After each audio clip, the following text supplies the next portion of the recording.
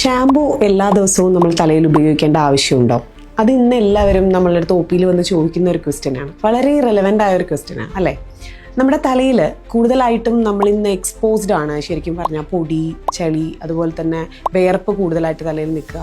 പിന്നെ കുറേ ആളുകളുണ്ട് ഒരുപാട് എണ്ണ തേച്ച് കഴിഞ്ഞാൽ നന്നായിട്ട് മുടി വളരും എന്ന് ചിന്തിക്കുന്ന ആൾക്കാർ. നമ്മളെപ്പോഴും ചിന്തിക്കേണ്ടത് നല്ല ഒരു ചെടി വളരണം എന്നുണ്ടെങ്കിൽ ഒരുപാട് വെള്ളം ഒഴിച്ചു കഴിഞ്ഞാൽ എന്തായിരിക്കും സംഭവിക്കുക?